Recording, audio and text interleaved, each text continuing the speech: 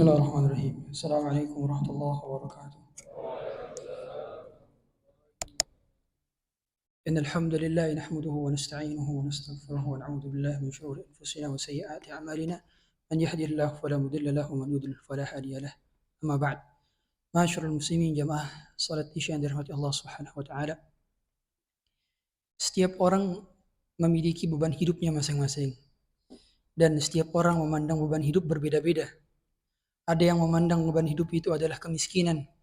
Ada yang memandang beban hidup adalah punya anak banyak. Ada yang memandang beban hidup adalah tidak punya pekerjaan.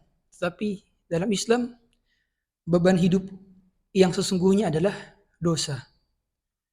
Sebagaimana Allah katakan dalam surat Ad-Duha, "Wa wada'na 'anka wizrak alladhi anqadha dhahrak." Kami telah meringankan beban engkau, yaitu berupa dosa. Yang beban itu memberatkan punggungmu.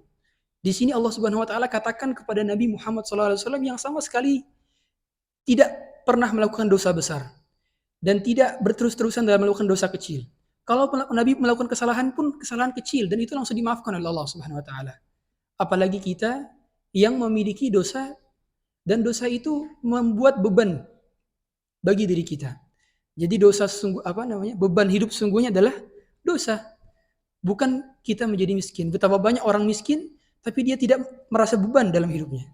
Betapa banyak pengangguran, tapi dia tidak merasa terbebani dengan aktivitas penganggurannya. Tapi justru ada orang kaya, orang berkecukupan, dia merasa terbebani dengan hidupnya. Dan diakhiri dengan bunuh diri. Tandanya kekayaan dan jabatan bukanlah tolak ukur dia tidak memiliki beban. Sebagaimana kata Sayyidina Abdullah ibn Umar, "Aqilla minadh-dhunubi yahun 'alaikal maut." Sedikitkanlah dosa agar kematian terasa ringan bagi kita. Aqilla minad-daini ta'ish hurran. Dan sedikitkanlah hutang. Dengan begitu hidup kita pun terasa menjadi ringan. Jadi ada sahabat yang mendefinisikan beban hidup sesungguhnya itu dua. Yang pertama adalah dosa, yang kedua adalah hutang. Jadi kalau kita punya hutang, apapun hutangnya bentuknya, rasanya itu hidup terasa sempit. Awalnya luas menjadi sempit. Tapi justru sebaliknya, orang yang tidak punya hutang sama sekali, dia hidupnya bebas-bebas saja. Tenang-tenang saja. Gak punya cicilan, gak punya KPR, gak punya kredit ini situ. Makanya kalau kita bisa punya rumah tanpa KPR itu lebih baik. Kalau kita bisa punya mobil tanpa kredit itu lebih baik. Kalau kita bisa punya motor tanpa kredit itu lebih baik. Karena orang yang hidupnya tak punya hutang akan merasa tenang.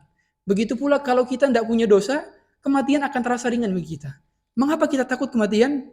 Karena kita masih membawa banyak dosa. Makanya kata Abdullah bin Umar, "Aqilla minadh-dhunub," sedikitkanlah dosa tersebut, baik dosa kepada Allah maupun dosa kepada sesama makhluk. Baik hutang kepada Allah maupun hutang kepada sesama makhluk. Kalau dua ini kita tak punya selama hidup di dunia, maka kita akan terasa ringan, baik dalam keadaan hidup maupun dalam keadaan meninggal dunia. Karena kehidupan sebelum kematian sebentar, sedangkan kehidupan setelah kematian itu abadi selama-lamanya. Demikian dapat kami sampaikan, semoga ada manfaatnya. Subhanakallahumma bihamdik, asyhadu an la ilaha illa anta, astaghfiruka wa atubu ilaik. Wassalamualaikum warahmatullahi wabarakatuh.